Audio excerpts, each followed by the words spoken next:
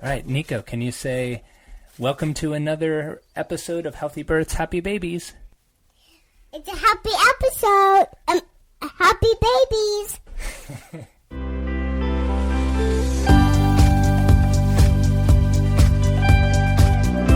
Welcome back to another episode of Healthy Births, Happy Babies. I'm Dr. Jay Warren. I'm the prenatal and pediatric chiropractor here at the Cap Wellness Center. And this podcast is all about helping you have a proactively healthy pregnancy so you can have a safe, gentle, natural birth. And that's going to allow you to bring your baby into the world that much more gently and healthily so you can start off your family experience more powerfully than if it's full of stress and trauma and other health concerns. So if you are a fan of this show and you haven't yet subscribed, please do so. Wherever you listen to your podcast, go ahead and subscribe so you don't miss an upcoming episode. And also, if you haven't rated or reviewed the podcast and you've enjoyed it and gotten value of it, that will really help me out because that'll allow this podcast to reach more and more parents like yourself that might be missing out on this type of information and helping them along their parenting journey. So thank you in advance for that. And thank you if you already have rated and reviewed. On today's episode, I have Kimberly Johnson back on the podcast.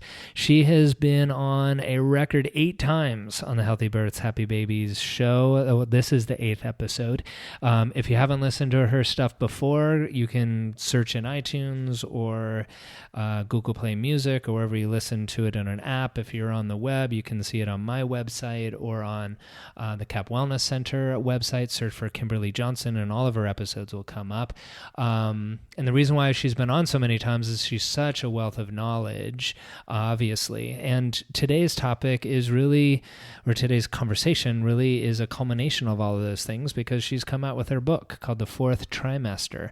And we've talked about a lot of different things together over the past episodes, but one that's most closely related to what we'll be talking about today in the fourth trimester is the one where she talked about creating a sanctuary plan for your postpartum care. And this is a continuation on that same subject around like how can we create a really healthy, positive, nurturing, supportive postpartum environment for the new mamas so that the whole family is healthy. And Kimberly's really, really dedicated, one, to this work, but also to help creating a culture change and a shift on how postpartum care is delivered and how women are treated in postpartum care. And it starts with each woman each time. So that's what we're going to be talking about today. And it's a great conversation. I know you're going to get a lot out of it, but let me first take a quick message to listen to that first, and then we'll switch over to my conversation with Kimberly. Hi, it's Dr. J, and I am so excited to announce to you that my new online program is now available. It's called Connecting with Baby During Pregnancy, and what it's going to do is going to teach you methods proven by the latest research in pre- and perinatal psychology and epigenetics that are going to allow you to have not only a calmer and more relaxed pregnancy and to have a gentler, more natural birth, but on the other side of things, you're going to feel more confident as a mom and you're going to be able to soothe your baby that much easier because when you're able to bond with baby and connect right now during your pregnancy, it's only going to translate on the other side to just being that much more connected and be able to have them calm and soothe. It's a really important thing. So head on over to drj.warren.com/CWB, that's Connecting with Baby, and you can learn all about it.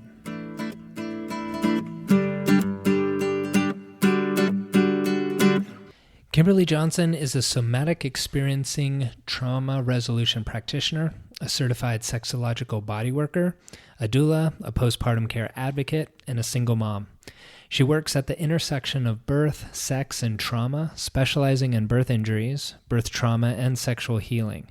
She's created a process called the birth rehearsal to help women somatically prepare for birth.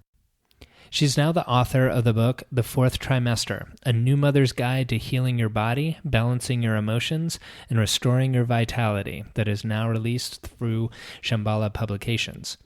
I'm really excited that her book is out. I know she's been working so hard on it for such a long time. I've been touching base with her periodically on how things are going, and it's finally here. So I'm glad that we're able to talk about it today, and also for you to be able to benefit from it. I've had an advanced copy for a while, and it's a really excellent resource. So I hope you take advantage of it. But now let's switch over to my conversation. We can talk more about the fourth trimester.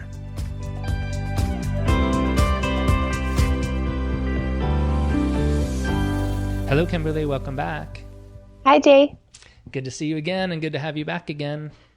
Yeah, always fun to be here. I know. And this is an exciting time because with all the different episodes we've done, we've packaged it all together. You have into your new book. So congratulations on the publishing of your new book. I know you've been working super hard on it. It's got to be so gratifying to have it in your hand, right? It is. It has its weight and its girth, and it's beautiful. It looks beautiful. So yeah, it's really satisfying to have the physical thing, because just like a baby, it's something that comes out of no form into form. It kind of starts as a feeling and an imagination, and then it becomes an actual being. And it's very surreal when all of that manifests into something concrete. Right. And I'm sure like a parent, you look at your baby and like, wow, I made this? Totally. It's got to be surreal. And sometimes you're like, whoa, I did that. And then sometimes you're like, oh, I did that. Right. Yeah. So mostly, though, I think a lot of the ambivalence I had toward it is gone along the way. Like any creative project, there were days where I was just like, I hate this and it's terrible. And then there were days that are like, no, that's pretty good. And then there were days like, wow, I wrote that? Amazing. And but now that it's in its present form, it just feels really, really good. And I've already had people reading it, and sometimes I don't even know how they got it. Like I'm like, how did you read it?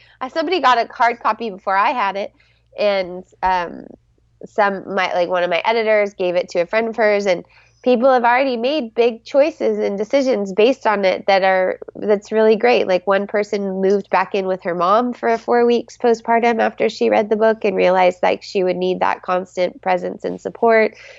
Another person also kind of decided to invest in something at that time. And so it's so gratifying to know that it's going to be able to help so many people.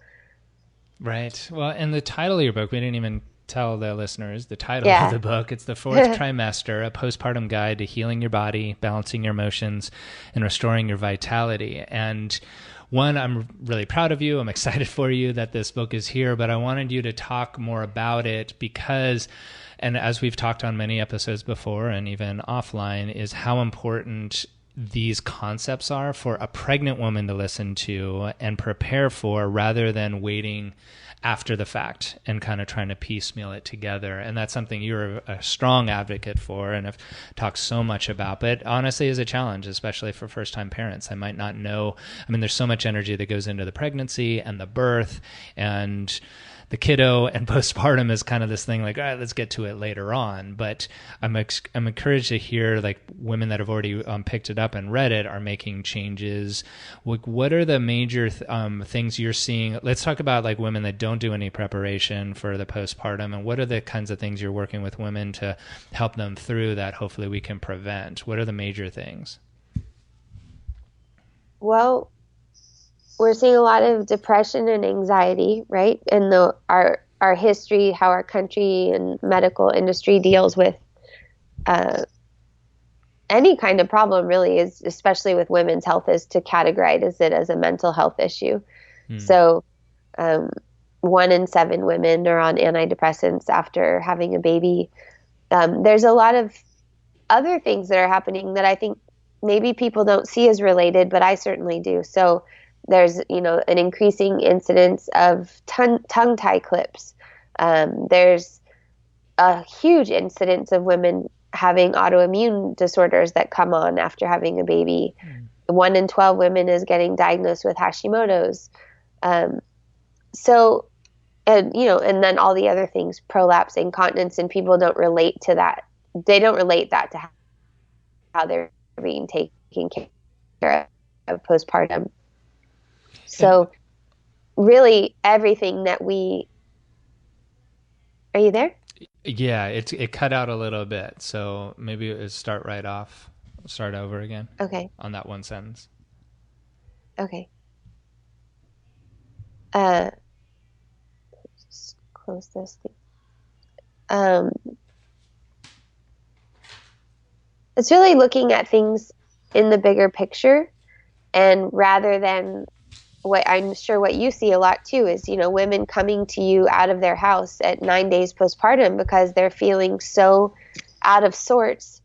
They may be feeling pain, they may be feeling anxiety, they may be feeling the residue of birth energy that's still moving through them and that doesn't have any place. And so they return to what they know, which is the prenatal yoga class or the practitioner that they went to.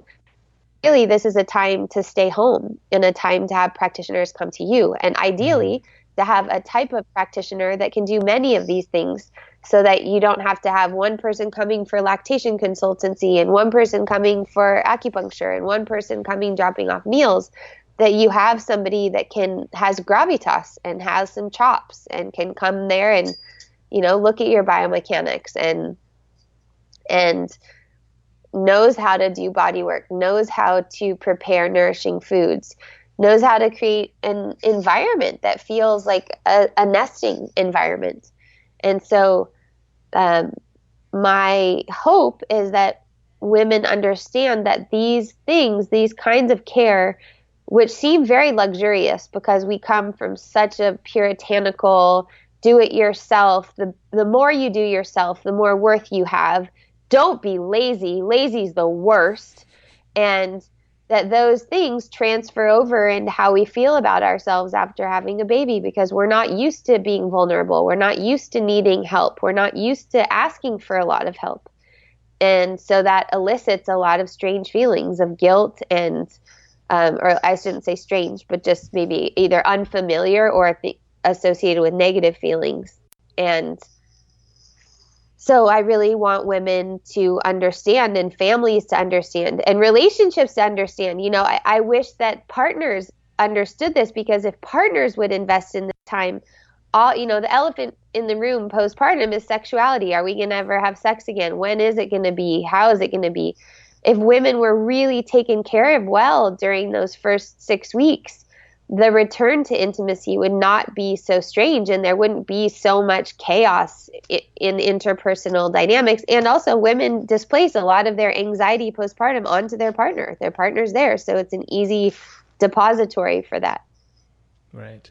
Well, and is it something that, going back to as far as sexuality is concerned, like a lot of pressure, or women are feeling a lot of pressure to get back to it, or suppressing those feelings of like, all right, everything's different and I don't know how to broach that subject, or like what should be normal and what isn't normal?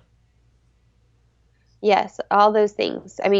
Across the board, we have internalized pressure and expectations.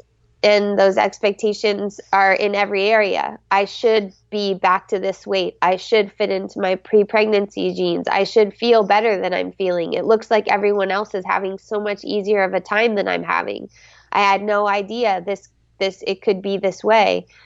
And also the internalized pressure of assuming what partners want. There's this idea that men want sex all the time, and, poor men if they're not getting it. And then the opposite of that, well, then F them and they can just deal with it themselves, rather than really attuning with someone and confirming, like, is that what you really want? Or do you want connection? Or how would kissing be if it didn't have to go anywhere? Or it's just stating, I'm feeling pressure about this and I don't know where to start.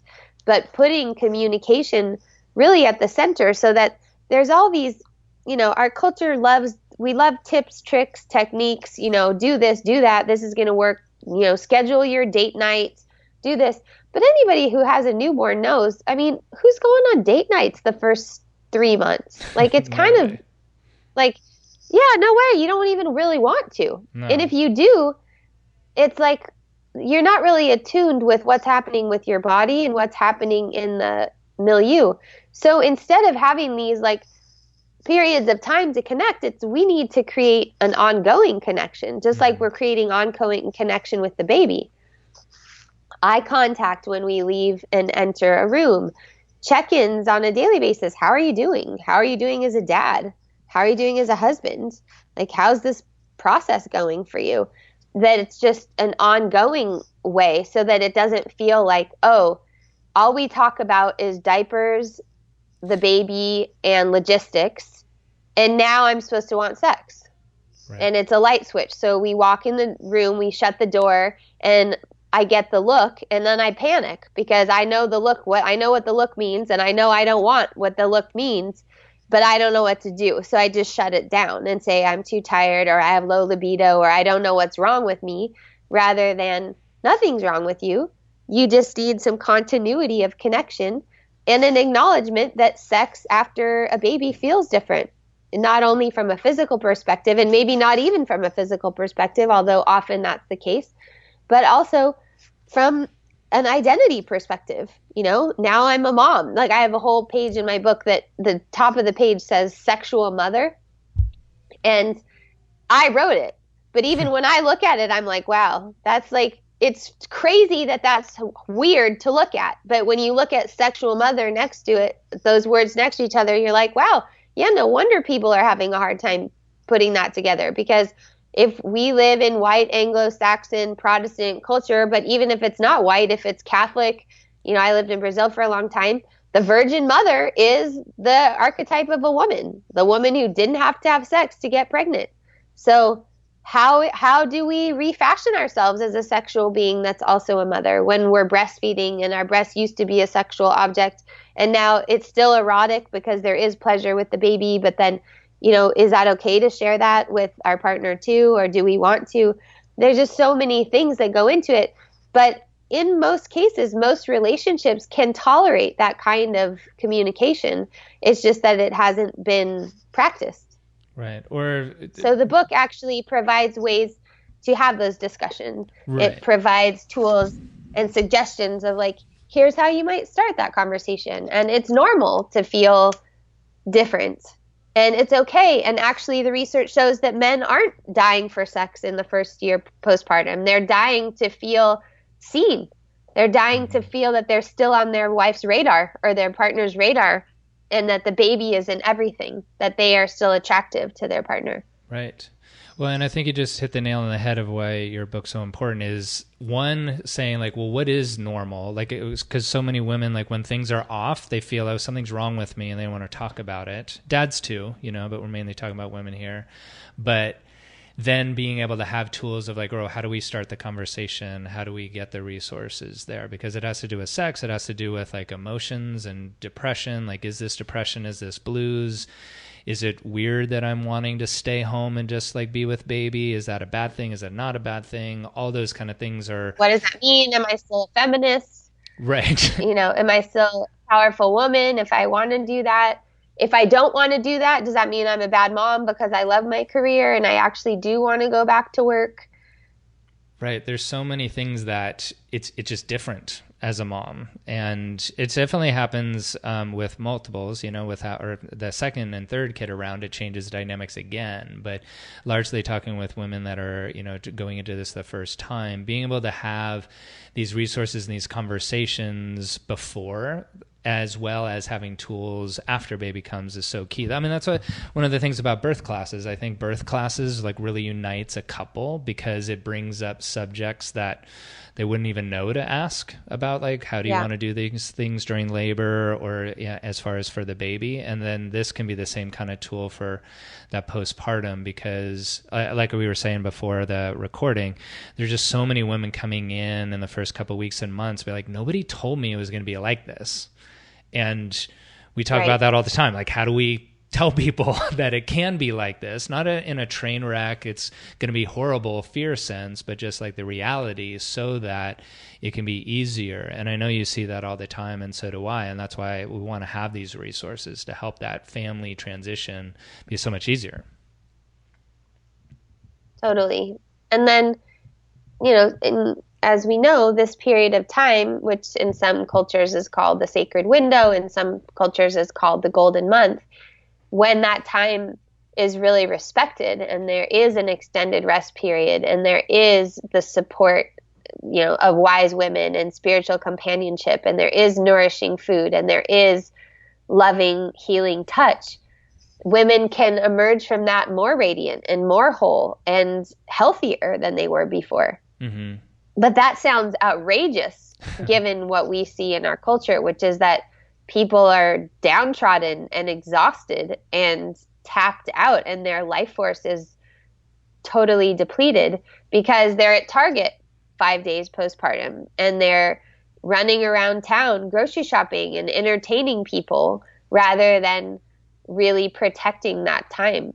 Right. Well, a woman came in just yesterday. Her baby was born 10 days ago, and I was checking both of them and, talking about like, how are things going? And largely everything's going really well, but she's had like a bed and breakfast going for the last 10 days because first grandkid coming into the world, first kiddo on both sides. She's basically like had people in the house the entire time. And, there was that look of like, okay, last person leaves tomorrow. And that's 10 days into life. It's like she's finally getting her rest 10 days after baby came rather than waiting. I mean, that's a hard thing to do. I know the family's excited. So it's a challenge. Well, I'm all about have your family come stay with you. But if your family's staying with you, then they better be making all the meals, doing all the grocery shopping, all the laundry, and you better be in your room by yourself most of the time with your baby, coming out every once in a while and for a half an hour or an hour and then going back in. And everybody should be on board with helping you cocoon and keeping your space very pristine and quiet. Right. I was telling her the same thing, like, all right, admission for coming into the house to see the baby is that you have to like be doing a chore or bring food, It's like, oh, you don't have any food and you're not going to do laundry or dishes, then get out, come back when you do. And it's hard. Nope. Yeah. Right. So, I mean, in the same But thing, that's why my hope is that the book is not just educating mothers, it's educating all of us in how to be with new mothers. Right. Because it's a lot for the mom to have to protect all this territory and tell all the relatives and manage all that. But hopefully, slowly, this is going to be restored so that people just know that, oh yeah, my child just had a baby. Okay, I'll go rent a place nearby and I'll make sure she has the help she needs, or I will give that help for a couple hours a day and then I will leave, Right. Well, and that's something, again, or I will like contribute money. Right. Exactly. Or we talked about like meal plans and like making sure like food is coming, because I remember when Nico was first born, I felt a pressure to be out of the house and to go do things. And one, it was just a pain, right? Trying to figure all that stuff out. But we were so exhausted, it just wasn't really the right thing to do.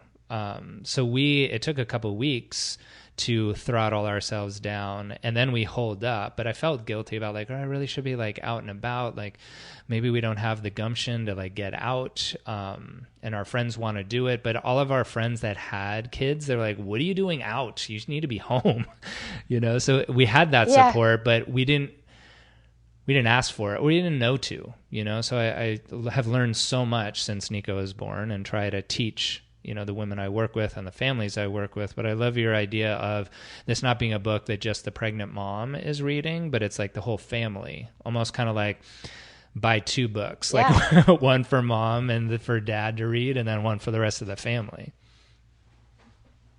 Yeah. And one potential approach with family members, because part of the thing is that our parents were not well taken care of postpartum. The pace of their lives were very different. There wasn't smartphones and there weren't, the pace was just much different, even 40 years ago, 50 years ago, 60 years ago. But a lot of our moms had to do a lot on their own. When my mom had me, my dad was in the Army Reserves because he was drafted for Vietnam. And so she was on her own and she did it on her own. And so sometimes our parents are kind of like, why do you need all this help? Like, what's all this hoo-ha about the extended postpartum period? Like, I did it myself and I did it with 2 kids or I did it with 3 kids. But what I know is that my mom had 3 pelvic floor surgeries. She felt they were just matter of course. So to her, it wasn't even a big deal. So that's why I never heard about it, because it wasn't like, oh my God, I have to get a pelvic floor surgery. It was just like, yeah, I got an episiotomy and then I got a repair and then I went back and got another repair.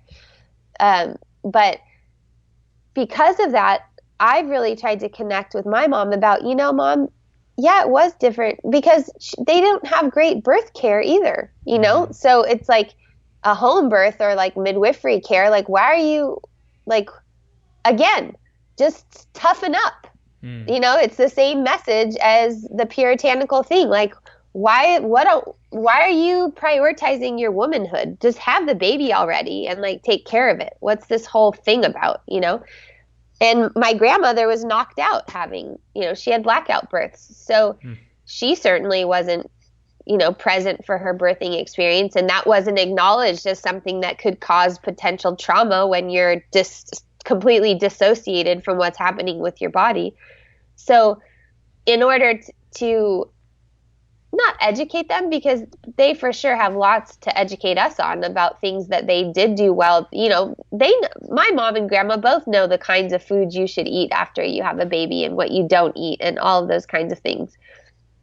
But it is sort of a repair necessary of like, Mom, yeah, I know you didn't have these things, and that information wasn't there, and you were looking to the doctors, but now we know these things are important and they're important to me. So, do you think you could help out with this or with that?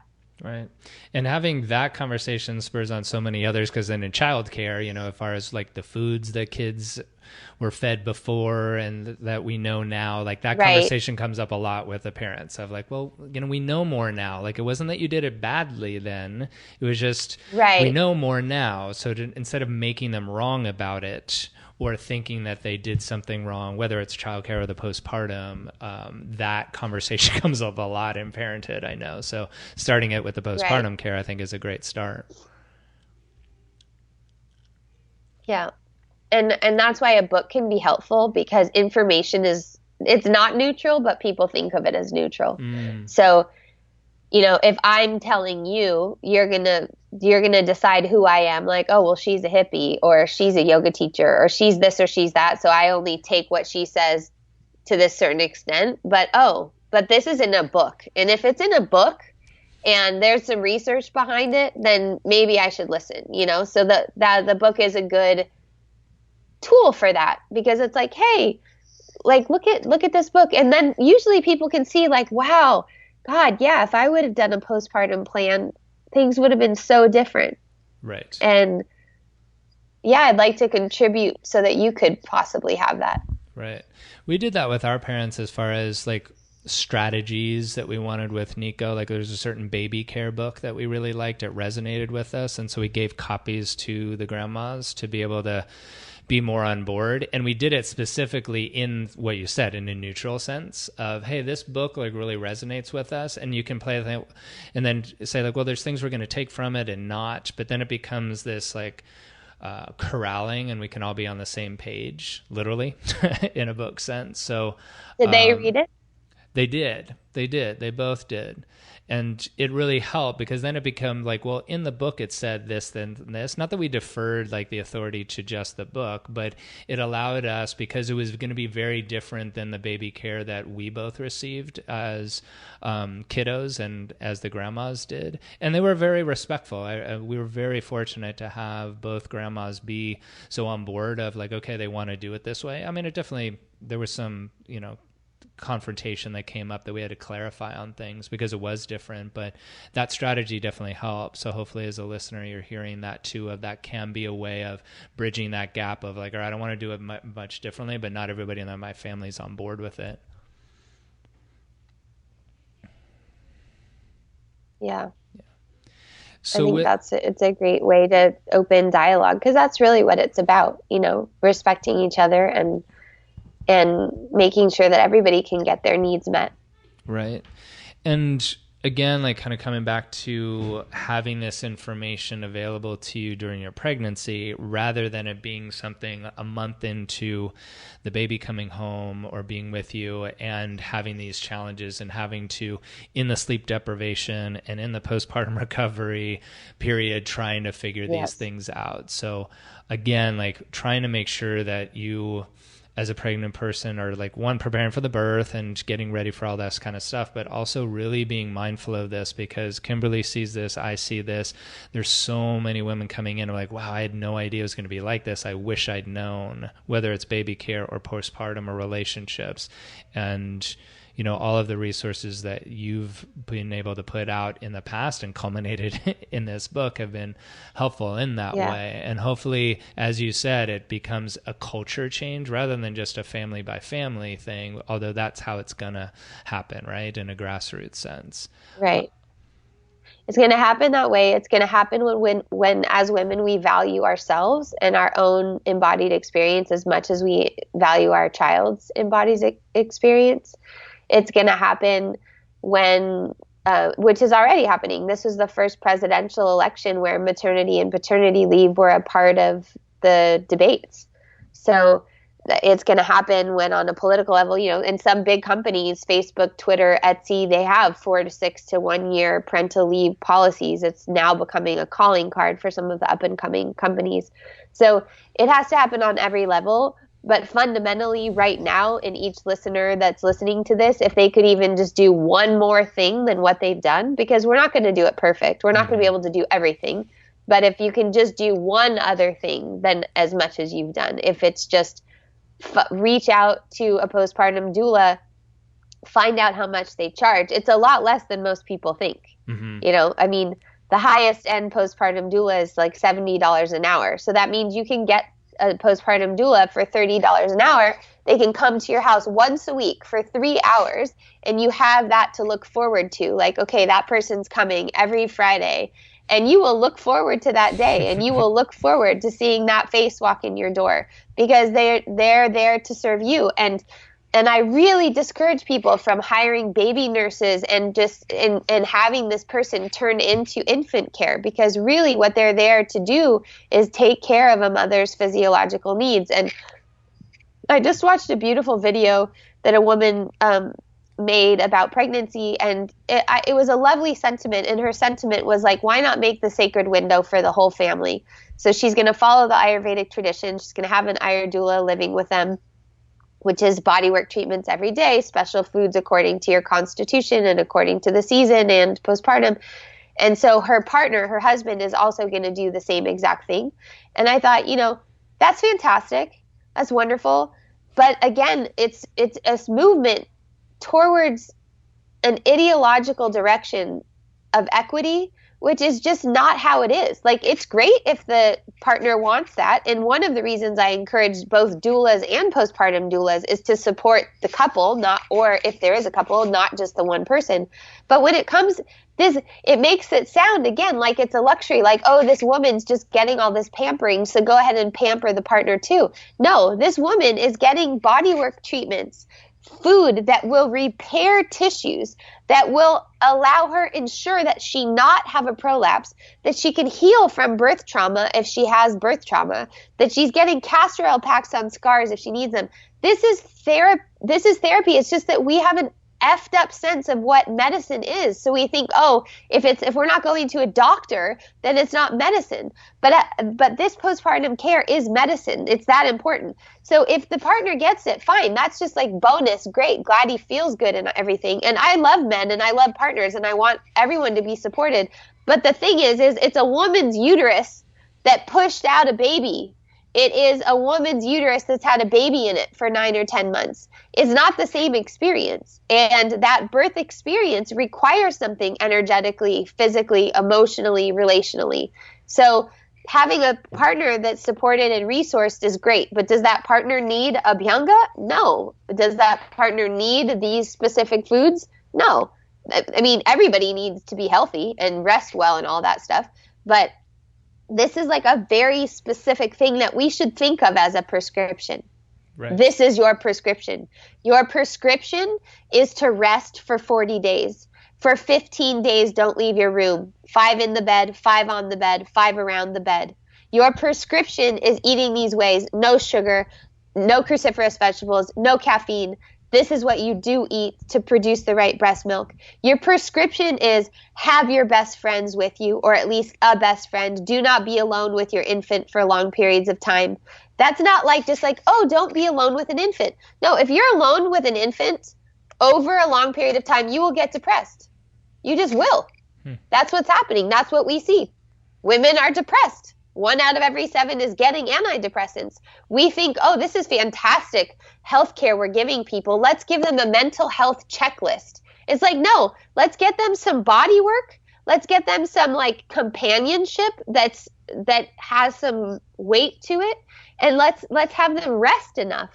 And then we won't even have that problem. Right. It makes perfect sense. It totally does. And especially for probably second and third time moms, like, yes, that's what I need this go around, because they've experienced it the different way with the first time around. Totally. So with the book is now available in Amazon and all different places. It's called The Fourth Trimester. You'll be able to find it with Kimberly Johnson as the author. Where is the best place? Is it Amazon, or is it on your site as well? No, on Amazon right now. In Amazon? Yeah, the way books work is it's just best to direct as much traffic to Amazon as possible so that people see it more and retailers see it, and leaving reviews is really helpful. Yeah. Great. And I'll make sure your website is available for people to connect with you as well. Kimberly, thank you again. Thank you for being here. It's you're the guest I've had on my show the most, and it's because you have such a wealth of information. Yay! Yes. And I mean, it's always been a great topic, and I'm so happy for you and happy for everyone that can be served by your book, that you finally have had this baby birthed, and it'll be able to help so many people. So thank you for being here to share. Thank you. Thank you for joining us today. For more information about this episode and other natural childbirth and parenting topics, please visit us at capwellnesscenter.com or message us on our Facebook page with any questions you might have. We here at the Cap Wellness Center look forward to helping you and your family be as happy and healthy as you can be.